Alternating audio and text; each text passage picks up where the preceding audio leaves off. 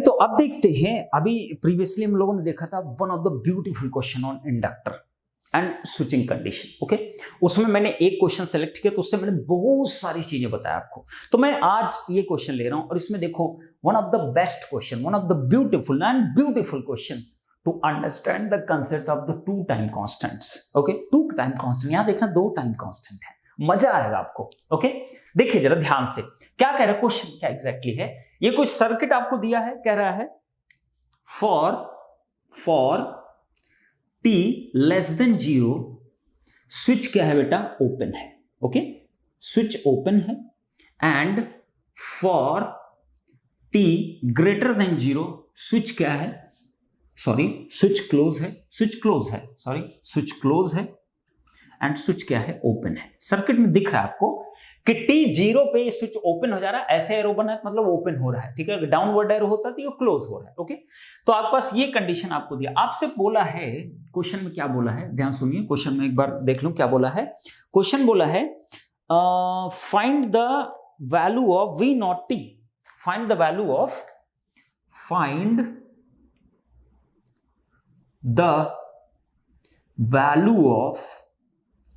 v not t। Okay, ये question आपसे पूछा है फॉर t ग्रेटर देन 0 के लिए, ये आपसे क्वेश्चन पूछा गया है। अब आप बताइए कैसे आप सॉल्व करोगे। आपको पता है कैपेसिटर का अगर आप इक्वेशन लिखते हो, ट्रांजिएंट इक्वेशन, कैपेसिटर का ट्रांजिएंट इक्वेशन लिखते हो तो क्या लिखते हो बेटा, फॉर, यहां मैं लिख रहा हूं ध्यान से देखिएगा, फॉर कैपेसिटर, तो मैं क्या लिख दूं यहां पे, for capacitive network, for capacitive कहने का मतलब केवल आरसी नेटवर्क है, RC network first order circuit, is it correct, RC network. The transient के लिए वोल्टेज इक्वेशन जो होता है वो क्या होता है, v of C T is equal to V C infinite plus V C 0 plus minus V C infinite e to the power minus T by कितना, tau. Tau is the time constant, is it correct. ये क्या होती है, steady state value, तो ये कौन सी value होती है बेटा, स्टेडी स्टेट वोल्टेज। ये कौन सा वोल्टेज होता है बेटा, इनिशियल वोल्टेज। ये आपका क्या होता है, स्टेडी स्टेट वोल्टेज। और ये टाउ क्या होता है, time constant, and that is equal to कितना, R equivalent into C equivalent for the RC network, is it correct. तो ये आपका क्या होता है, ये आपका ट्रांजिएंट इक्वेशन होता है for the first order circuit, not for the second order circuit, it's for only first order circuits. First order circuit का मतलब क्या होता है, फर्स्ट ऑर्डर सर्किट का मतलब होता है कि आपके सर्किट में नॉन सेपरेबल कितने सारे एनर्जी स्टोरिंग एलिमेंट है। नॉन सेपरेबल मतलब जिसको आप सेपरेट नहीं कर सकते। ओके, जितने भी एलिमेंट को आप सेपरेट कर सकते हो वो क्या होते हैं, आपके सेपरेबल एलिमेंट्स होते हैं। बट अगर नॉन सेपरेबल कहने का मीनिंग क्या है, मान लिया कि मेरे पास क्या है, आर है और यहां पे क्या है बेटा, सी है, यहां पे क्या है, यहां पे भी सी है, यहां पे भी क्या है बेटा, सी है। तो आप बताइए इसका ऑर्डर ऑफ द सर्किट बोला जाएगा तो क्या बोलोगे आप, इन तीनों का एक कॉम्बिनेशन एक इक्विवेलेंट से रिप्लेस कर सकते हो, तो मतलब एक सी इक्विवेलेंट बन सकता है मेरा। तो इसका मतलब क्या हुआ, एक ही स्टोरिंग एलिमेंट हुआ ना, तो इसलिए इसको क्या हुआ, ये आप सेपरेट कर सकते हो, इज इट करेक्ट। तो आपके पास क्या हो गया, कितने नॉन सेपरेबल आपके एलिमेंट होते हैं वही क्या होता है आपका ऑर्डर ऑफ द सर्किट। तो ये आपका क्या हो गया, ऑर्डर कितना होगा इसका, 1 होगा। अगर यही ऐसा होता लाइक दिस वन, देखो जरा ध्यान से, ये कैपेसिटर, ये एक रेजिस्टेंस हो गया, ये एक कैपेसिटर हो गया, यहां एक रेजिस्टेंस हो गया, ऐसा कुछ सर्किट होता, मान लो ऐसा कुछ होता। अब बताइए क्या इन दोनों कॉम्बिनेशन आप बना सकते हो, नहीं बना सकते, नहीं बना सकते। तो इसका मतलब कितने स्टोरिंग एलिमेंट, 2 स्टोरिंग एलिमेंट, इनको आप कॉम्बिनेशन बना के सेपरेट नहीं कर सकते। तो सेपरेट नहीं कर सकते तो इसका मतलब क्या हो गया, these are the 2 element that are non separable storing element, order कितना हो गया, 2 हो गया, इज इट करेक्ट। ऐसे आप यहाँ L होता, मान लो L और C का कोई कॉम्बिनेशन नहीं होता, इज इट करेक्ट। तो इसका मतलब क्या होता है, फिर से ऑर्डर क्या हो जाता है, 2 हो जाता है। सिमिलरली यहाँ पे भी 2 कैपेसिटर के बाद यहाँ एक L लगा होता है, तब बताइए इसका ऑर्डर कितना हो जाता है, 2 को सेपरेट कर सकते हो, L के साथ एक L और एक C, 2 स्टोरिंग एलिमेंट, ऑर्डर कितना हो जाता है, 2 हो जाता है। Okay, this is the order of circuit. थोड़ा सा एकदम बेसिक्स बता रहा हूं और क्रैश कोर्स या पेड कोर्स में बहुत ढंग से पढ़ाया गया है, तो I think you can do this thing. I don't need to explain much more about this thing. Okay? अब यहां पे एक बार देखो, जब ऐसा क्वेश्चन आया, यहां देखो जरा ध्यान से, जब ये ऐसा क्वेश्चन आया, अब अगर दो एलिमेंट को पैरेलल या सीरीज में कनेक्ट करना होता है। पैरेलल के लिए क्या कंडीशन होती है कि दोनों के क्रॉस वोल्टेज आपका क्या होना चाहिए, सेम होना चाहिए। क्या ऐसा है क्या कि यहां वोल्टेज और यहां वोल्टेज सेम होगा? नहीं, ऐसा कुछ नहीं लिखा हुआ कहीं पे। तो इसका मतलब क्या हो गया, आप इस सी को इसके साथ आप मर्ज नहीं कर सकते। तो आप ओवरऑल देखो कि सर्किट में आपको क्या दिखाई दे रहा है, सर्किट दिखाई दे रहा है, एक सी है, दो स्टोरिंग एलिमेंट आपको साफ साफ दिख रहे हैं। तो आप order of the circuit one directly नहीं कह सकते। ओके, तो अब आप दिमाग लगाओगे कि सर अब अगर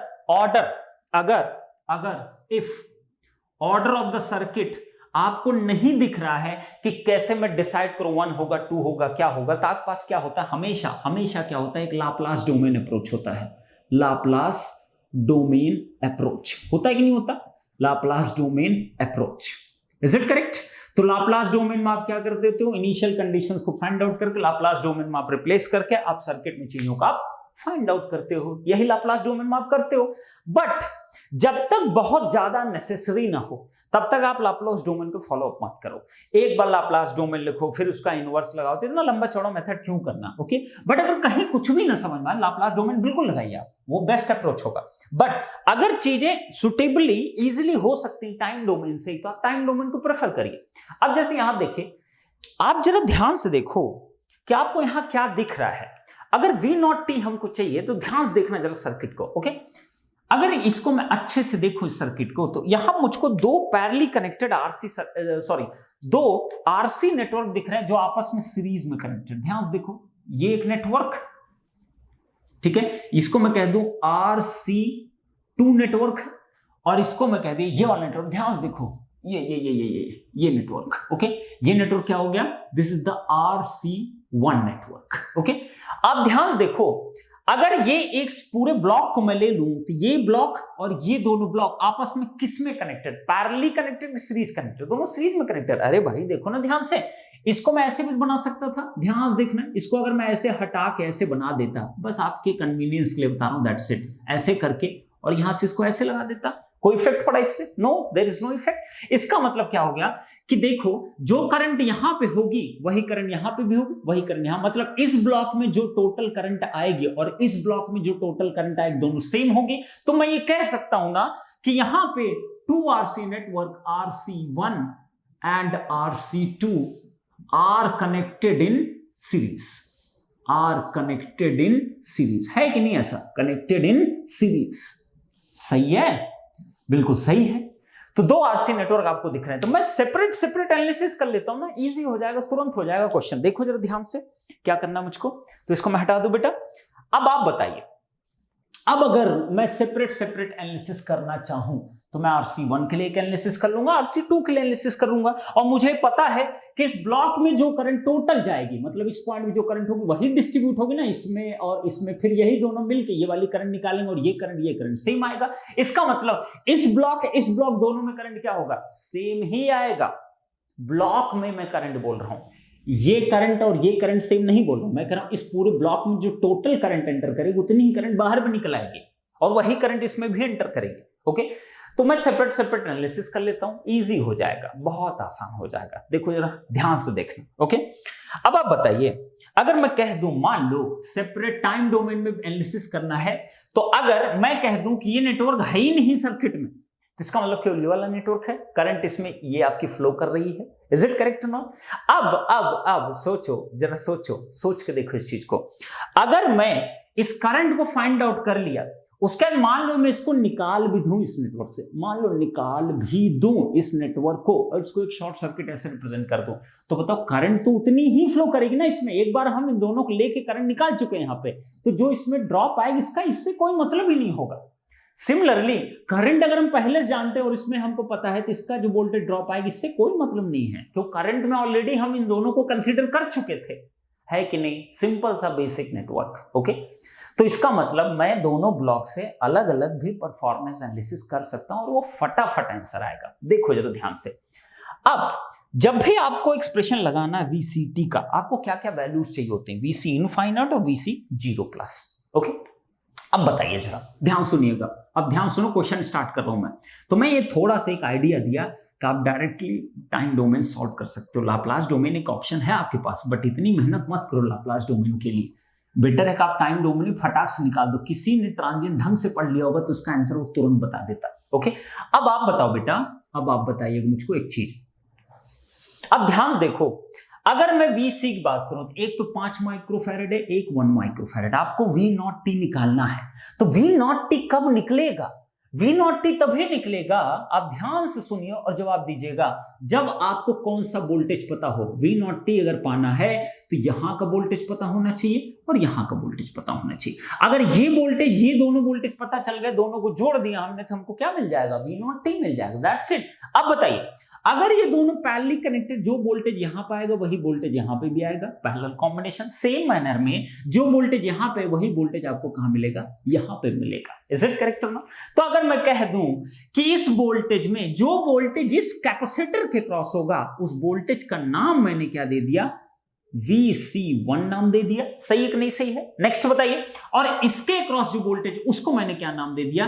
VC2 नाम दे दिया। सही कि नहीं सही है? इसको मैंने कह दिया VC1 इसके क्रॉस, VC2 इसके कह लो या इसके कह लो, दोनों मीनिंग एक है।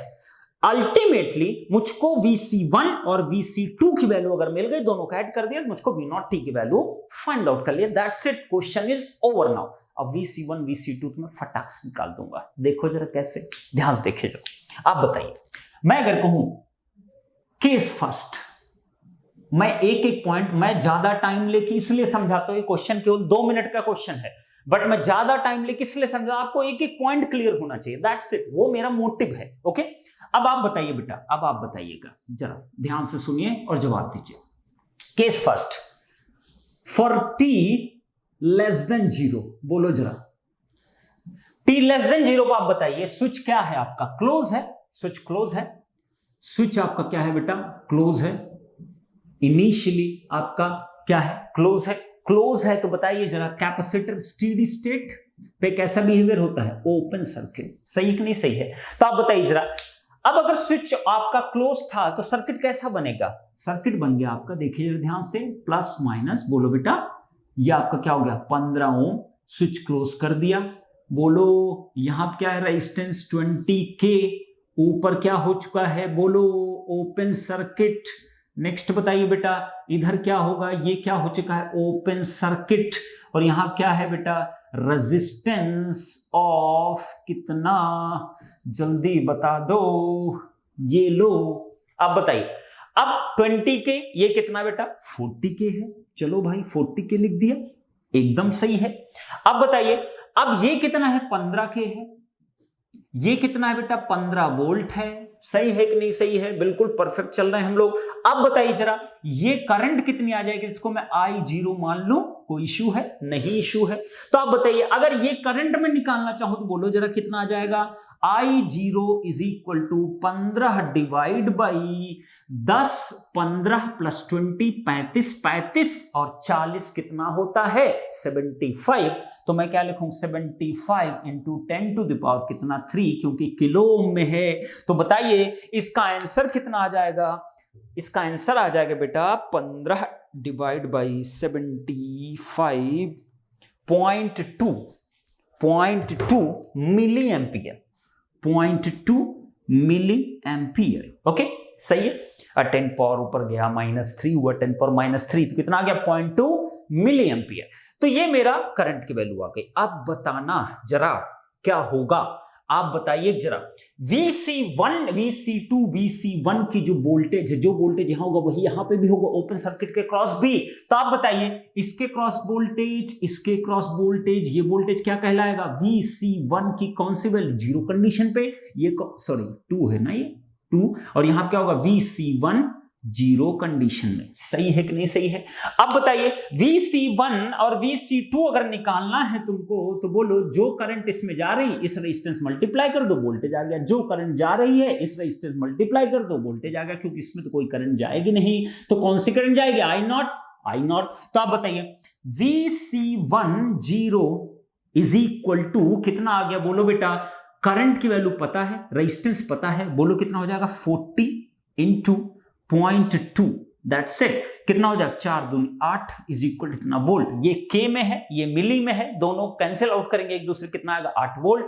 सिमिलरली VC2 0 की वैल्यू जो होगी, ये कितनी आ जाएगी? 20 इंटू कितना बेटा, बोलिए I0 मतलब 0.2, कितना आ गया 4 वोल्ट की इक्वल। सही है।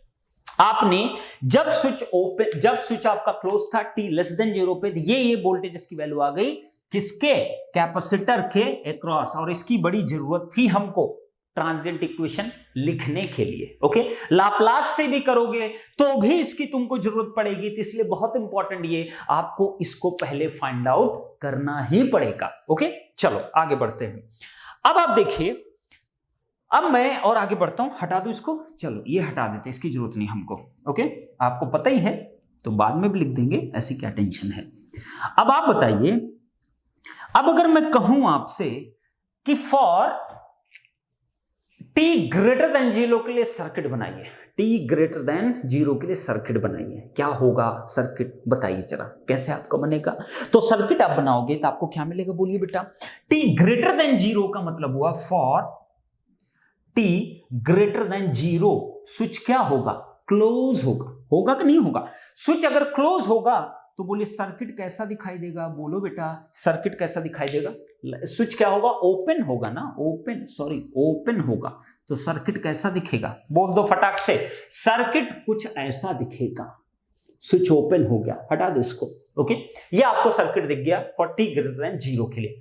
अब आप बताइए, अब आप खुद सोचिए और जवाब दीजिएगा मुझको। ओके, अब आप बताइए, अब क्या जब इसमें आपके पास, ध्यान देना जरा, इसमें अब इससे कोई कनेक्शन नहीं है, तो V0t की वैल्यू जो होगी वो डिपेंड किस पे करेगी, इस पे और इस पे केवल डिपेंड करे, वो पहले भी कर रही थी। ओके, अब आप बताइए, अगर यहां से ओपन हुआ तो इसका मतलब ये करंट की वैल्यू क्या होगी, 0 एम्पियर होगी कि नहीं होगी, फटाफट बताओ। और ये करंट की वैल्यू क्या होगी, 0 एम्पियर की इक्वल होगी। इसका मतलब 0 एम्पियर ये हुआ, अगर ये 0 एम्पियर बेटा हुआ तो इसका मीनिंग क्या हुआ, 0 एम्पियर हुआ तो इसका मतलब ये नहीं हुआ कि इसमें भी 0 एम्पियर और इसमें भी 0 एम्पियर होगा। इन दोनों में जो भी करंट आएगा उसका जो समेशन आएगा वो कितना आएगा, आपका 0 एम्पियर की इक्वल आएगा। ओके, नेक्स्ट बताइए, इसमें भी कितना जाएगा, 0 एम्पियर जाएगा। सही है, मतलब कैपेसिटर का अगर वोल्टेज डेवलप होगा, ध्यान से देखना। चलो इस चीज को एक काम करते हैं, बाद में ही समझते हैं, थोड़ा सा वेट कर लो। ओके, मैं पहले इक्वेशन निकाल देता हूं, फिर शायद आपको बेटर समझ में आएगा। ठीक, चलो इसको बाद में ही समझते, नहीं तभी कंफ्यूज होना स्टार्ट हो जाओगे आप। ओके, तो कंफ्यूज मत हो, इसको बाद में समझते हैं। अब आप बताइए, अब मुझको निकालना VC1 VC2 की वैल्यू फाइंड आउट करना है, किसमें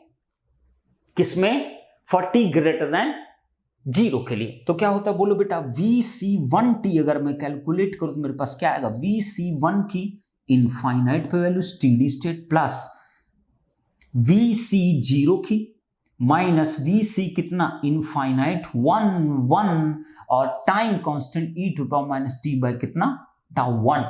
सही है।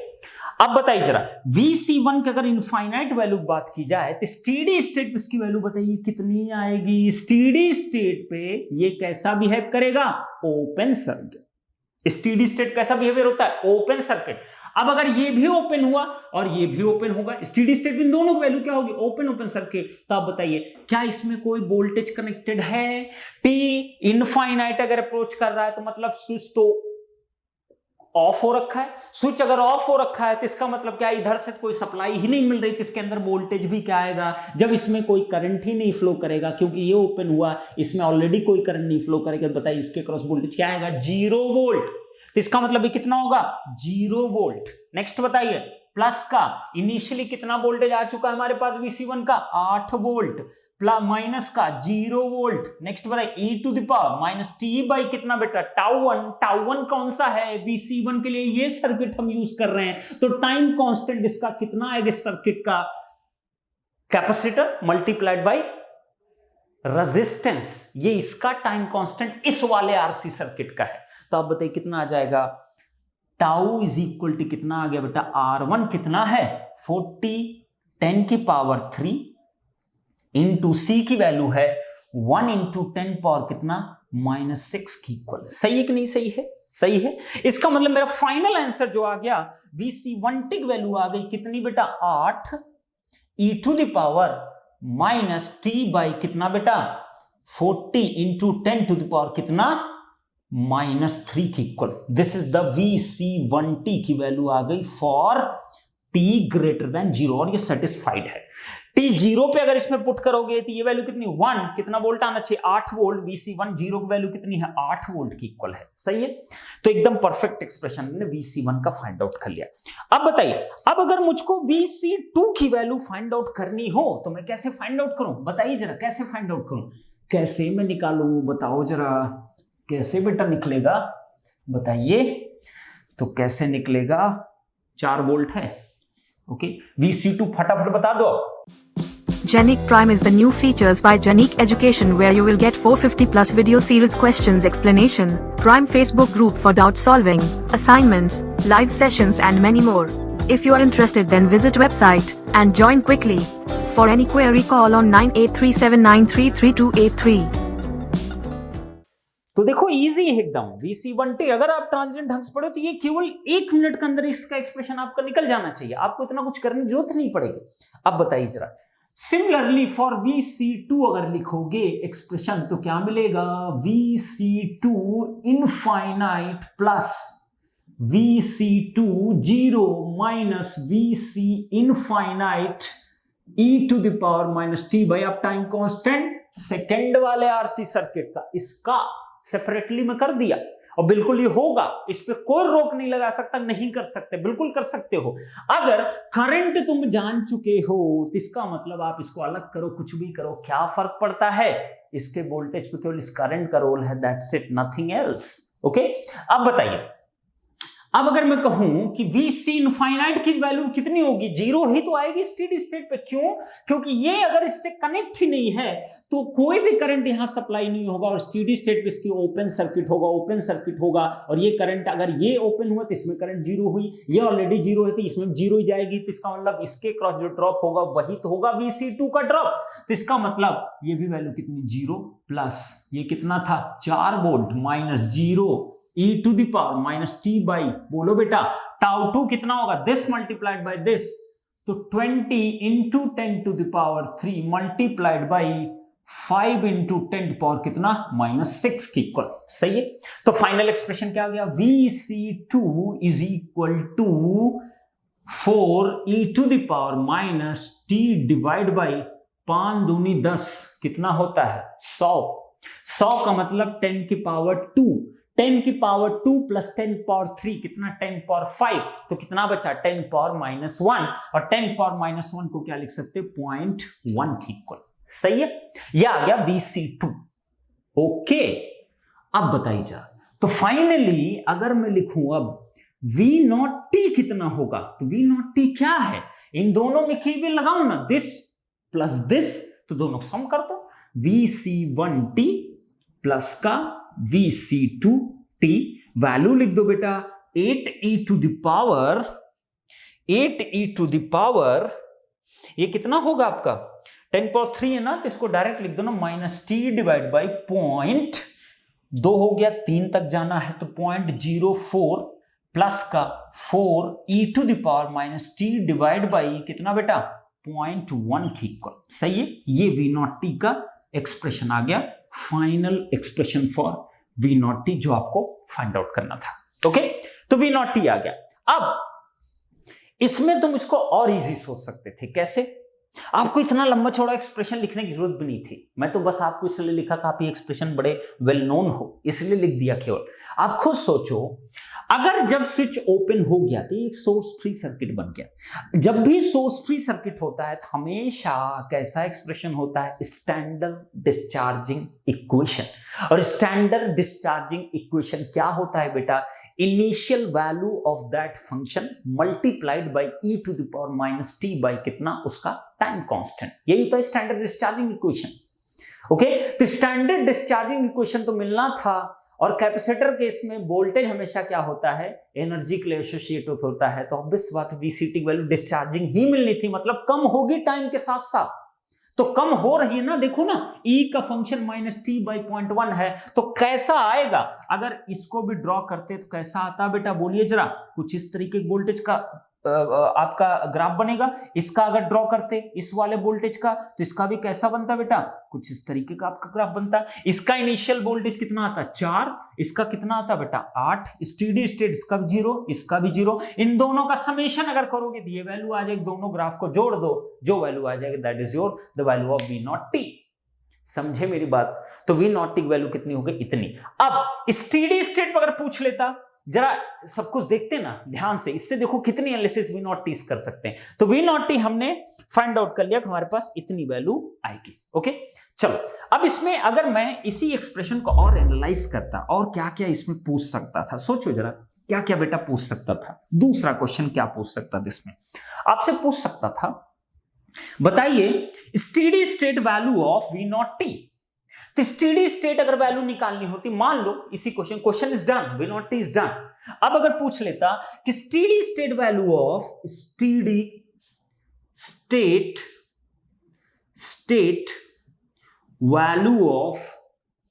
Value of V not T, तो कितनी आती, V not T at T tending to infinite is equal to कितना आएगा, बोलो। टी अगर इनफाइनाइट तुमने पुट किया तो बोलो जरा ये वैल्यू क्या होगी, 0, और ये भी वैल्यू क्या होगी, 0। इसका मतलब ये वैल्यू क्या आएगी, 0 वोल्ट। और बेवकूफ इतना नहीं बता पा रहे थे कि तो हो नहीं था, इसलिए कि स्टेडी स्टेट भी अगर ओपन था तो इसमें कोई करंट जाएगा नहीं। तो इसका अगर वोल्टेज 0, इसका वोल्टेज 0, तो इसका मतलब V नॉट टी तो ऑटोमेटिक 0 आना ही चाहिए था। सेटिस्फाइड है हर एक चीज के लिए। दूसरा, अगर कोई पूछ लेता V नॉट टी इनिशियली कितना होगा, टी टेंडिंग टू 0, कितने पे होगा बेटा, बोलो 0 प्लस या 0 माइनस, कुछ भी कह लो, दोनों से एक ही चीज आएगी। ओके, तो आप बताइए इनिशियली ये स्विच क्लोज था, ये कैसे था, स्टेडी स्टेट पे, ये भी स्टेडी स्टेट पे। भाई इनिशियली भी स्टेडी स्टेट पे ये कैपेसिटर आपका, तो ये फिर से ओपन था, ये भी ओपन था। करंट की वैल्यू से आपने VC1 0, VC2 की वैल्यू निकाला था कि नहीं निकाला था, एक का 8 आया था, एक का 4 आया था। तो बताइए तो कितना आना चाहिए, 8 + 4 आना चाहिए भाई, दोनों का समेशन कितना, 12 आना चाहिए, इधर से भी आना चाहिए। देखो जरा, टी की वैल्यू अगर 0 पुट करो तो ये 1 हो जाएगा, टी की वैल्यू 0 पुट करो ये 1 हो जाएगा। 8 + 4 कितना होता है, 12, तो कितना आएगा, 12 वोल्ट की इक्वल। आप कैसे भी सोचो, सब कुछ पॉसिबल है। थिंक करना आपको आना चाहिए। मतलब मेरा एक क्वेश्चन बिल्कुल जस्टिफाइड है, हर एक चीज को सेटिस्फाई कर रहा है, कहीं कोई गलती नहीं है इस एक्सप्रेशन में। ओके, तो आप ऐसे दो टाइम कांस्टेंट के क्वेश्चंस को आप ऐसे बना सकते हो। अब अगर आपके कंसेप्ट क्लियर थे तो इस क्वेश्चन में आपको ज्यादा से ज्यादा मैक्सिमम मैं बता रहा हूं 2 मिनट मैक्सिमम आपको लेना चाहिए, क्योंकि सिंपल सा लॉजिक, ओपन करो, स्टेडी स्टेट पर रखो, स्टेडी स्टेट वैल्यू क्या आएगी, फिर इनिशियली रखो, फिर से इसको ओपन करो, इसकी वैल्यू चेक करो, एक्सप्रेशन आपको पता है। और वैसे पता है टी जब ओपन हो रहा है तो वैसे ही सोर्स फ्री सर्किट है तो डिस्चार्जिंग तो आएगा, ये कंपल्सरी सिचुएशन है। डिस्चार्जिंग आएगा तो बिल्कुल आएगा, उसको कोई रोक ही नहीं सकता उस चीज को। समझ में आई मेरी बात? तो आप ध्यान रखिएगा इस चीज को कि ये चीजें कैसे की जाती हैं। ओके, अब इसमें आप एक चीज बताओ मुझको, आप बताइए एक चीज, क्वेश्चन में क्या पूछ रहा हूं ध्यान से सुनिएगा।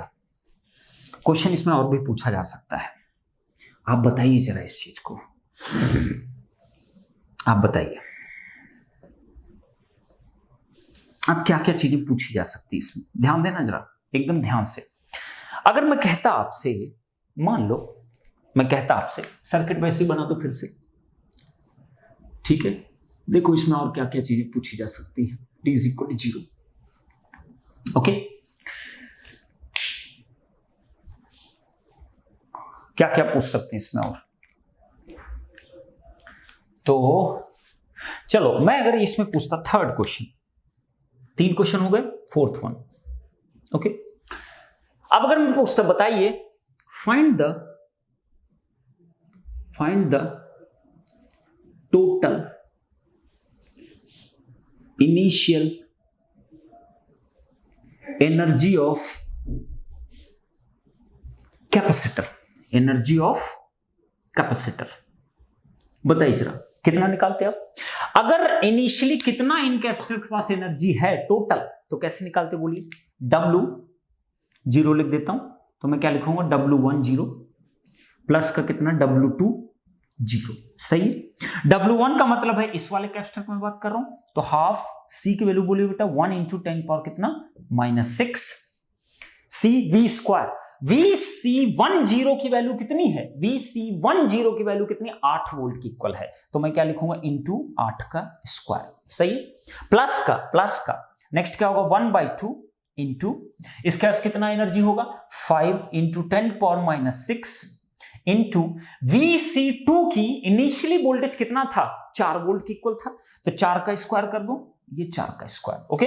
तो ये आपका आ गया इनिशियली कितना उसके पास एनर्जी है कैपेसिटर के पास। ये वैल्यू अगर फाइंड आउट करो तो कितनी वैल्यू आएगी, जरा कैलकुलेट करिए इसको, जरा सब कोई कैलकुलेट करके बताइए बेटा, इनिशियल एनर्जी कितनी है हमारे पास, कितनी है, देखते जरा कितनी आएगी। ये हो जाएगा 64 डिवाइड बाई 2, 32, ये तो 32 हो गया, 10⁻⁶ ऐसे रहने दो। इधर कितना हो जाएगा, 4 चौक 16, 16 पंचे 80, 4 चौक 16, 2 और 8, 8 पंच 40, ये 40 और ये 32, कितना हो गया, 72 जूल, 72। तो ओमेगा 0 की वैल्यू कितनी आ गई, 72 माइक्रो जूल, ठीक है। तो ये आपके आ गया इनिशियल एनर्जी, ओके, ये आपके आ गई इनिशियली इतना कैपेसिटर पास एनर्जी है। अब बताइए जरा, अब क्वेश्चन क्या पूछ रहा है, अब क्या क्वेश्चन पूछ रहा है,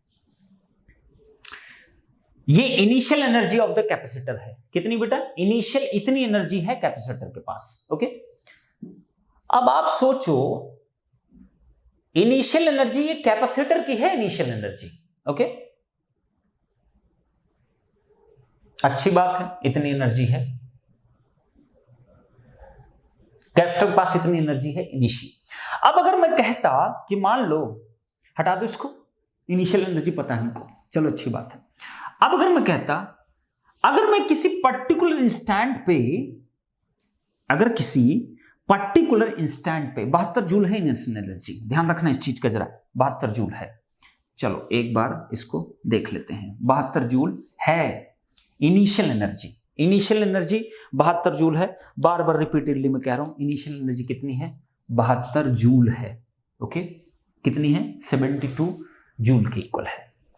अब बताइए जरा, अब अगर ध्यान देना जरा, इनिशियल एनर्जी तो 72 माइक्रो जूल है, कैपेसिटर के पास बात चल रही, सब कुछ कैपेसिटर के पास इतनी एनर्जी है, इनिशियली इतनी स्टोर्ड हो रखी है, इस स्विचिंग एक्शन से पहले ही, जब ये स्विच ओपन हो रहा तो उससे पहले ही इतनी एनर्जी इसके पास है। इसको घुमा फिरा के पूछा जा सकता है कि before switching action how much energy the capacitor will total absorb, कितना एनर्जी एब्जॉर्ब किया, इतनी एनर्जी उसने अपने पास रख रखी है।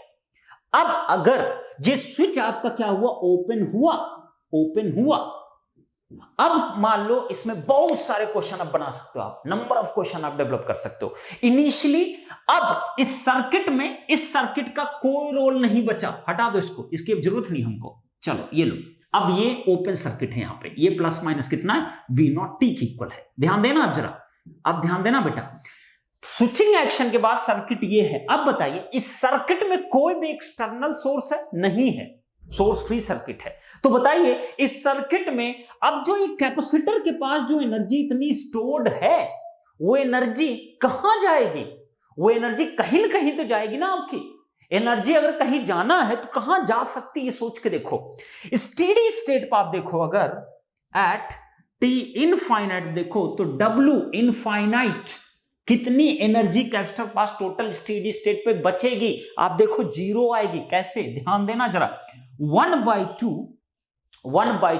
पहला कैपेसिटर बताइए, पहला कैपेसिटर क्या, C1 कितना है, 1 माइक्रोफैरेड, बोलो बेटा, इनटू इसका वोल्टेज स्टेडी स्टेट पे कितना है, स्टेडी स्टेट पे 0 वोल्टेज है। अभी तो आपने देखा ना VC1 VC2 का एक्सप्रेशन, स्टेडी स्टेट पे इसका वोल्टेज अब क्या होगा, 0 के इक्वल आएगा, तो 0 है तो मतलब 0 प्लस VC2 का भी स्टेडी स्टेट वोल्टेज कितना आएगा बेटा, 0 के इक्वल आएगा, तो इसका मतलब ये भी कितना होगा, 0 का स्क्वायर आएगा कि नहीं आएगा।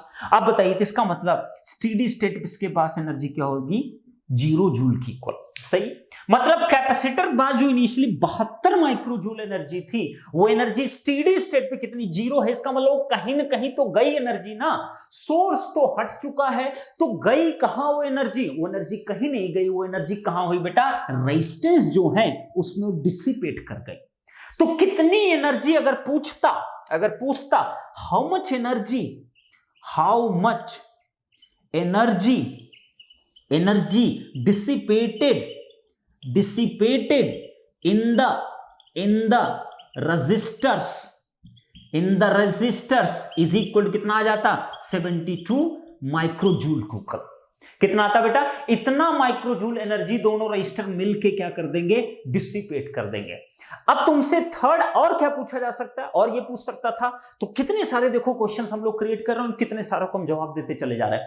अब अगर यही पूछता, बताइए 40 किलो ओम ने कितना डिसिपेट किया एनर्जी आफ्टर स्विचिंग, कितना एनर्जी उसने आफ्टर स्विचिंग के बाद कितना एनर्जी उसने डिसिपेट किया। तो आफ्टर स्विचिंग के बाद सर्किट तो ये है, इसके पास कितनी एनर्जी थी जब ये स्विच जैसे ही क्लोज हुआ होगा, इसके पास जो एनर्जी, इसके पास कितनी एनर्जी थी 72 माइक्रोजूल तो इन दोनों को मिला के थी। इसके पास कितनी एनर्जी थी? इसके पास कितनी थी? C1 के पास जो एनर्जी कितनी थी? Half into 1 into 10⁻⁻6 into C1 की वैल्यू कितनी थी? इनिशियली कितनी वैल्यू थी बताइए? इनिशियली कितनी वैल्यू थी C1 की? 8 वोल्ट। तो 8 का स्क्वायर मतलब 64। 8 का स्क्वायर मतलब कितना? 64। तो 64 मतलब कितना हो गया? 32 माइक्रोजूल। तो मतलब इनिशियली जो इसके पास 32 माइक्रोजूल थी, जैसे ही स्विच क्लोज हुआ होगा और ये जैसे ही सर्किट स्टेडी स्टेट पहुंचा, इसमें टोटल कितनी एनर्जी डिसिपेट किया after switching action? After switching action इसमें कितना एनर्जी डिसिपेट किया? 32 जूल की, माइक्रोजूल की इक्वल। सिमिलरली इस वाले रजिस्टर में कितना एनर्जी डिसिपेट हुआ बताया? एट स्टेडी स्टेट पे कितनी एनर्जी डिसिपेट हुई? 32 इसमें हो गई, टोटल कितनी थी? 72, बचा कितना? 40। तो 40 माइक्रोजूल इस वाले रजिस्टर में आपका क्या हो गया? डिसिपेट हो गया। टोटल जो आ गया कितना आ गया? 72 फिर से आ गया। स्टेडी स्टेट पे इसके कैपेसिटर के पास बची कितनी एनर्जी है? 0 माइक्रोजूल की इक्वल। सही है, एकदम परफेक्ट है, हमने सब कुछ जान लिया, अच्छी बात है। अब ये तो मैंने कुछ इस तरीके की बात कर दी एनर्जी से रिलेटेड। ऐसे क्वेश्चंस पूछे जाते हैं कि स्टेडी स्टेट पे इसकी कितनी होगी, कितना डिसिपेट किया, आफ्टर स्विचिंग के बाद क्या हुआ, बिफोर स्विचिंग कितनी एनर्जी थी। बहुत सारे टाइप के क्वेश्चंस आपसे पूछे जाते हैं एग्जाम में। अब देखो, अब एक क्वेश्चन मैं और पूछता हूं आपसे, अब ये बताना आप लोग। अब अगर मैं कहूं आपसे next question 5th 6th number जो भी हो, इसी क्वेश्चन में आपसे अगर मैं कहूं फाइंड द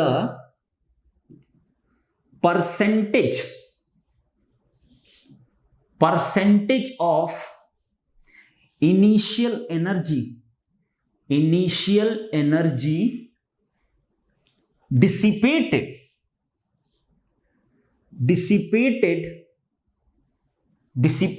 आफ्टर कितने सेकंड बाद, यहां मैंने लिखा हुआ है dissipated after switch has been, नहीं, dissipated when switch has been opened for 60 कितना है millisecond, I think 60 millisecond. यह आपसे क्वेश्चन पूछ लिया, बताइए अब कैसे करोगे? क्वेश्चन क्या कह रहा है कि अब वो एनर्जी बताओ जो डिसिपेट हो रही है, उसका परसेंटेज निकालना है मुझको। अगर स्विच को, जब स्विच आपका स्विचिंग एक्शन हुआ तो स्विच क्या हुआ? ओपन ही हो रहा है ना स्विचिंग एक्शन, मतलब स्विच आपका कितनी देर के लिए ऑफ हुआ? आपका 60 मिली सेकेंड के लिए ऑफ हुआ। तब पूछा है कि इतनी देर के लिए अगर ऑफ किया गया स्विच को, मतलब ओपन किया गया स्विच को, तो बताइए इनिशियल जो एनर्जी थी, इनिशियल कितनी एनर्जी थी? लिख दूं मैं, इनिशियली कितनी एनर्जी थी टोटल हमारे पास? 72 माइक्रोजूल की इक्वल। तो आपसे पूछा है इस इनिशियल एनर्जी का कितना परसेंट आपका डिसिपेट हो जाएगा, यही क्वेश्चन पूछा गया है। तो डिसिपेट कहां होगा? इस रेजिस्टेंस पे डिसिपेट होगा कि नहीं होगा? बोलो ना, होगा कि नहीं होगा? बोलो ना बेटा। तो आप बताइए, अब आप पास ये तो खतरनाक है भाई, कैसे निकालोगे बताइए जरा। आप लोग सोचिए, पहले सोचिए, फिर मैं बता रहा हूं आपको। आप पहले एक बार सोच के देखिए, इनिशियली इतनी एनर्जी फिक्स्ड है, अब 60 सेकंड आ गया, स्टेडी स्टेट नहीं पूछा, स्टेडी स्टेट पे पूछता कितनी एनर्जी, कितना परसेंट डिसिपेट हुआ, आपका पूरा ही आपका 100% डिसिपेट कर गया स्टेडी स्टेट पे। बट अब अगर हम 60 सेकंड की बात करें तो 60 सेकंड तक जब ये स्विच ओपन था तब तक कितना एनर्जी डिसिपेट किया इन दोनों में, उसका परसेंटेज पूछा है इनिशियल के रिस्पेक्ट में। ओके, तो मैं कहूंगा W60 आपको निकालना पड़ेगा। ओके, W60 आपको निकालना पड़ेगा। तो आप बताइए जरा कैसे निकालेंगे आप? सिंपल है ना, कैपेसिटर की जो 60 सेकंड पे जो एनर्जी होगी, कैपेसिटर की जो 60 सेकंड पे एनर्जी होगी वो एनर्जी होगी जो 60 सेकंड तक जितनी एनर्जी डिसिपेट कर गई होगी, उसके बाद जो एनर्जी बच गई होगी उसके पास, वो एनर्जी कहलाएगी कैपेसिटर की एनर्जी। तो अगर मैं 60 सेकंड पे कैपेसिटर की इन दोनों की एनर्जी का सम निकाल लूं और उसमें से मैं माइनस कर दूं इनिशियल एनर्जी को, तो जो उनका डिफरेंस आएगा वही तो डिसिपेटेड एनर्जी को रिप्रेजेंट करेगा ना बेटा। बताओ ना मेरी बात बिल्कुल सही कि नहीं सही है? या दूसरे ऑप्शन थे, दूसरा ऑप्शन क्या थे, आप इसमें करंट फाइंड आउट करो, इसमें करंट फाइंड आउट करो। ये वोल्टेज का एक्सप्रेशन तुम्हें पता है, ये लिखा है VC2 VC1, इसका करंट की वैल्यू आप फाइंड आउट कर सकते हो बेटा। वोल्टेज डिवाइड बाय कितना, ओम की वैल्यू। इसका डिसिपेशन अगर निकालना है 60 सेकंड पे, तो I जो आएगा उसमें T की वैल्यू 60 सेकंड आप पुट कर दो, you will get your answer. इसकी एनर्जी निकाल लो, इसकी एनर्जी निकाल लो, दोनों जोड़ दो, वो आंसर उतना ही आएगा। लेकिन मैं क्या कह रहा हूं कि अगर और सिंपल वे में सोचो कि इनिशियल एनर्जी अगर 72 माइक्रोजूल है, आपसे अगर मैं पूछ लेता बताइए स्टेडी स्टेट पे कैपेसिटर की कितनी एनर्जी होगी, 0 होगी। अब अगर मैं कह देता नहीं मुझे बताओ 60 मिली सेकेंड पे कैपेसिटर के पास टोटल कितनी एनर्जी स्टोर्ड रहेगी, तो आप बताइए क्या होगा, 1/2। किसी भी इंस्टेंट पर आप कैपेसिटर की एनर्जी निकाल सकते हो, क्या होगा 1/2। पहले वाले कैपेसिटर निकाले तो 1 × 10 पावर माइनस कितना 6 बेटा, इनटू कौन सी वैल्यू, VC1 की 60 सेकंड पे वैल्यू आप कैलकुलेट करोगे कितनी आएगी, बोलिए जरा 4। VC1 की वैल्यू कितनी 8, e⁻, कितने मिली सेकेंड में 60, तो 60 पुट कर दो इनटू 10⁻³ डिवाइड बाय कितना बेटा 0.04, और इसका क्या बेटा स्क्वायर होगा कि नहीं होगा, प्लस का 1/2। नेक्स्ट कौन सा है ऊपर वाला, 5 × 10⁻6 इंटू VC2 की 60 सेकंड वैल्यू, इसकी 60 सेकंड वैल्यू निकालोगे 4 × e⁻, 60 × 10⁻³ डिवाइड बाय कितना बेटा 0.1, और इस टोटल का क्या स्क्वायर होगा कि नहीं होगा। सही है, सही है बेटा। दूसरा तरीका मैं बता चुका हूं, करंट के थ्रू आप निकाल सकते हो, I² × R करके आप क्या निकाल सकते हो, वॉटेज वैल्यू निकाल सकते हो। जूल अगर निकालना होगा तो आपको क्या करना पड़ेगा बेटा, इंटीग्रेट करना पड़ेगा। ओके, तो इसलिए मैं आसान चीज बता रहा हूं आपको, अगर एनर्जी निकालना होगा तो आपको इंटीग्रेट करना पड़ेगा, क्योंकि आप वोल्टेज पता है, करंट पता है, तो आप इंस्टेंटेनियस पावर निकाल सकते हो। इंस्टेंटेनियस पावर जो आएगी वो अगर आप देखो टाइम का फंक्शन, उसमें अगर टी की वैल्यू पुट करोगे तो वो पावर की वैल्यू आएगी। एनर्जी निकालना होगा 0 से 60 सेकंड के बीच में, आपको क्या करना पड़ेगा, इंटीग्रेट करना पड़ जाएगा, क्योंकि एनर्जी क्या होती है, पावर का क्या होता है, इंटीग्रेशन होता है। ओके, तो मैं आपको इसलिए आसान रास्ता बता रहा हूं। ओके, तो W60 पे आप कैपेसिटर की एनर्जी फाइंड आउट कर ले, इसको आप कैलकुलेट कर सकते हो। तो मैं आपको बताता हूं कैलकुलेट कर कितना आएगा। मेरे हिसाब से जो वैल्यू आनी चाहिए वो कितनी वैल्यू आएगी बेटा, ये टोटल आएगी वैल्यू, देखना जरा 13.64 के आसपास आएगी, देख लेना आप लोग, कैलकुलेट कर लेना, 64 माइक्रोजूल के आसपास आएगी। दोनों को समीशन, दोनों को सम करोगे तो लगभग 13.64 माइक्रोजूल के आसपास आएगी। बेटा कैलकुलेशन खुद आप कर लेना। ओके, इतना मैं समझ रहा हूं कि आप कर सकते हो। तो ये आगे 60 सेकंड पे कैपेसिटर के पास कितनी एनर्जी है। अब बताइए, इनिशियल एनर्जी तुम्हें पता है, 60 सेकंड में भी तुम्हें कैपेसिटर की एनर्जी पता है, तो बोलो 60 सेकंड पे जो 60 मिली सेकंड पे जो एनर्जी कैपेसिटर को होगी वो भाई इनिशियल से कम आ रही कि नहीं आ रही। इनिशियल कितना 72, 60 मिली सेकंड पे कैपेसिटर के पास इतनी एनर्जी बची, जो इनका डिफरेंस आया वो गया कहां, डिसिपेट हुआ ना। इसका मतलब 0 से 60 मिली सेकंड के बीच में जो एनर्जी डिसिपेट हुई कितना होगा, तो W dissipated from in 60 milli second is equal to initial energy minus final कितना है 13.64। इन दोनों जरा बेटा माइनस कर लो, फटाफट बताइए कितना आएगा। This will come out to be 72 minus 13.64 is equal to आएगा 58.36 की इक्वल, 58.36 की इक्वल, 58 कितना है, 58.36 की इक्वल, 58.36 माइक्रो जूल की इक्वल। सही है, तो इतना माइक्रो जूल एनर्जी आपकी क्या हो गई, डिसिपेट कर गई 0 से 60 मिलीसेकंड के बीच में। ओके, समझे?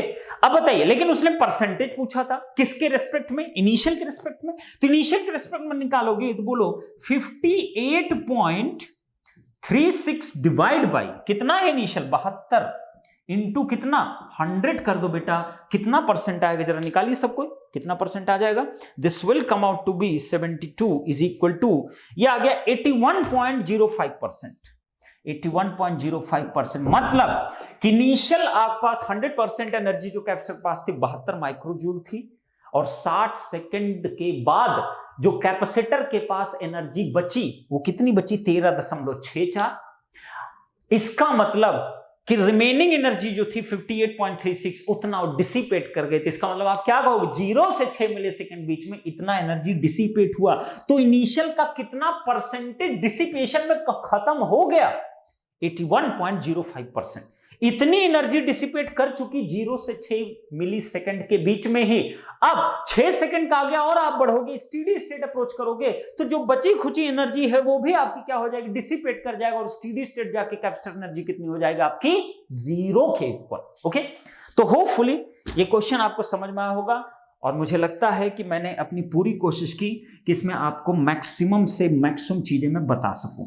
तो गेट में अगर आप देखोगे तो कम से कम 3 से 4 साल इन सब कंसेप्ट पे क्वेश्चन आए हैं, स्पेशली एनर्जी कितना परसेंट होगा, कितना डिसिपेट हुआ, कितना स्टोर किया, इतने सेकंड पे क्या हुआ।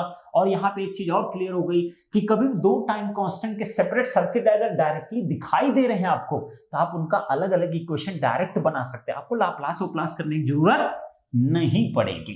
ओके, चलिए, तो ये आपका क्या था, ये आज का क्वेश्चन था जो मैंने लिया, और इस क्वेश्चन के थ्रू मैंने लगभग आपकी गेट बुक ले लो या कोई भी चीज ले लो, कम से कम नहीं तो 5 से 6 क्वेश्चन मैंने सॉल्व कर दिए। This is my motive. एक ऐसा क्वेश्चन सेलेक्ट करो जिसमें आपको मैं 5 से 6 क्वेश्चन में क्रिएट करके दिखाऊंगा जो आपके गेट में ही पूछा गया। पलट के देख लेना बेटा, अगर ना आपको विश्वास हो रहा हो आप पलट के देख लेना कि उसी टाइप के सर्किट में कभी पूछता है कितना परसेंट डिसिपेशन, कभी पूछता है स्टीडी स्टेट पे कितना, कभी पूछता है इतना तक रीच करने में कितनी एनर्जी आपकी चली गई। तो ये सब यही टाइप के क्वेश्चंस हैं, इसीलिए मैंने इस पे इतना फोकस किया। ओके, तो चलिए, तो अब फिर नेक्स्ट लेक्चर मिलेंगे, और अब नेक्स्ट लेक्चर में अब मैं आप जो मैं क्वेश्चन लेने वाला हूं बहुत सुपर क्वेश्चन लेने वाला हूं। कैसे? उसमें मैं इंडक्टेंस को भी इंक्लूड करूंगा, उसमें म्यूचुअल इंडक्टेंस को मैं इंक्लूड करूंगा, और उसमें मैं ट्रांजिएंट को भी इंक्लूड करूंगा विद डीसी एक्साइटेशन, और देखेंगे उसमें क्या क्या इंपैक्ट पड़ने वाला उस सर्किट के ऊपर। बहुत कम लोग होंगे जो इस तरीके के क्वेश्चन कभी ट्राई किए होंगे, जिसमें म्यूचुअल इंडक्टेंस भी हो, इंडक्टिव एलिमेंट भी हो, रेजिस्टेंस भी आपका हो, स्विचिंग एक्शन भी हो, और डीसी एक्साइटेशन भी हो। मजा आएगा कि नहीं मजा आएगा उसको सॉल्व करने में with transient analysis. This is the beauty of the transient analysis. Okay, आपको मैं जबरदस्त बना दूंगा ट्रांजिएंट में। You just follow all this 250 days series, that's it. आप इसको फॉलो करो, आप ट्रांजिएंट के सुपरस्टार बनोगे। ध्यान रखना, ऐसे क्वेश्चंस जो मैं सिलेक्ट करूंगा ना, आप कहीं नहीं दिए जाते इस तरीके के क्वेश्चन। ठीक है, मैं बहुत ही अच्छे क्वेश्चन सेलेक्ट कर रहा हूं, और अभी आगे और मैं बताऊंगा 2-2 स्विचिंग आ जाएंगे, 3-3 स्विचेस आगे, तो कैसे सॉल्व करोगे आप क्वेश्चंस को। मिक्सिंग अगर करोगे आप कई चीजों की, जैसे म्यूचुअल इंडक्टेंस और इंडक्टर और रेजिस्टेंस का मिक्सिंग क्वेश्चन करके ट्रांजिएंट एनालिसिस में शायद ही कुछ लोग किए होंगे कभी क्वेश्चन इस तरीके का। ओके, बट मैं आपको समझाऊंगा कैसे कैसे आप फुलफिल कर सकते हो। ओके, तो चलिए फिर नेक्स्ट लेक्चर मिलेंगे उस टाइप के क्वेश्चन के साथ, और उसमें हम लोग ढेर सारे एनालिसिस करेंगे। एक क्वेश्चन सेलेक्ट करूंगा, 5-6 क्वेश्चन आपसे ही करवाऊंगा वहीं पे, तो आपको ट्राई भी करना है बेटा। और ऐसे ही सोचा करो जैसे मैं सोचता हूं क्वेश्चंस को, आप भी सोचना डेवलप करो। नंबर ऑफ क्वेश्चन के बजाय 5-6 अच्छे क्वेश्चन उठाओ, और उसमें 50 क्वेश्चन आप सोच के देख लो। हर टाइप की चीजें आप सॉल्व कर सकते हो, आपके कंसेप्ट के ऊपर सब कुछ होता है। Okay, thank you so much, और आगे मिलेंगे और आपसे डिस्कशन करते रहेंगे। Thank you so much.